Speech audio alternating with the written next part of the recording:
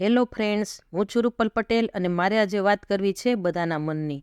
આપણા બધાના મનમાં કેટલું બધું ચાલતું હોય છે, કેટલું બધું આપણે કહેવું હોય છે. જેને કહેવું હોય એને કહી ન શકાય, ત્યારે સવાલ એ થાય છે કે કોને કહું. બધી વાત બધાને ક્યાં કહી શકાતી હોય છે, બધા ક્યાં સમજી પણ શકતા હોય છે.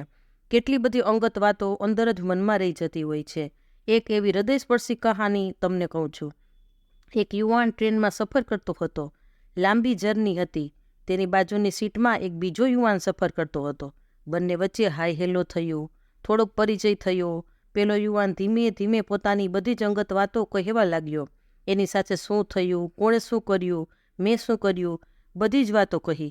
બાજુમાં બેઠેલા યુવાનને સમજાતું ન હતું કે મારે તો આની સાથે આ સફરનો જ પરિચય છે, તો એ મને બધી વાતો કેમ કરે છે.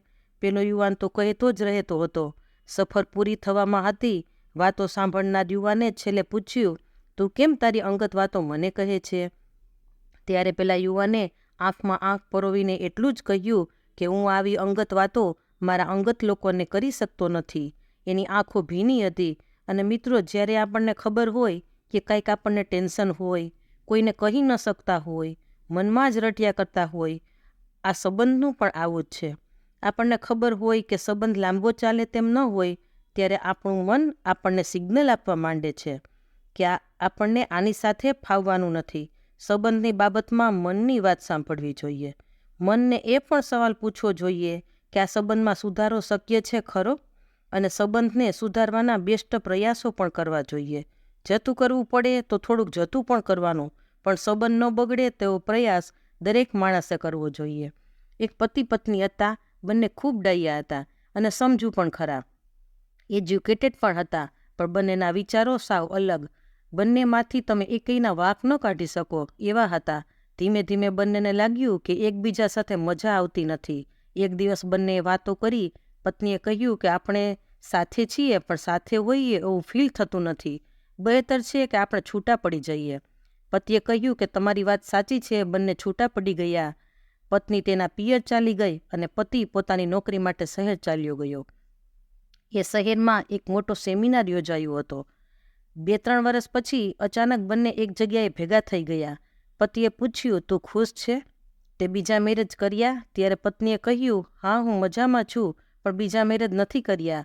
એ જ સવાલ ફરી પત્નીએ હસીને કહ્યું કે સારી વાત છે, આપણે જુદા થઈ ગયા. પતિએ કહ્યું, ક્યારે યાદ આવું છું તને?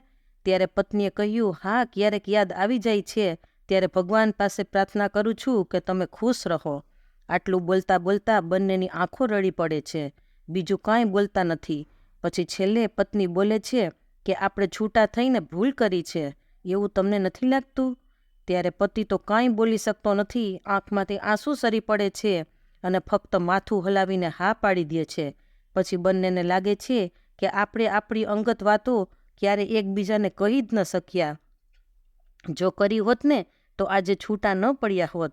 પણ મનની વાત મનમાં જ દબાવી દીધી. ક્યારેય હળવા ન થયા, ક્યારેય વાતને શેર ન કરી કે ન સમજી શક્યા, અને બંને વચ્ચે સમાધાન થઈ ગયું. મિત્રો, શીખવાનું એ છે કે જે કાંઈ મનમાં ખટકતું હોય ને, તો વાત કરી દેવી. શક્ય હોય તો એ વાતનું સમાધાન થઈ જાય, પણ મૌન ન રહેવું. Thanks for watching. Please like, share and subscribe.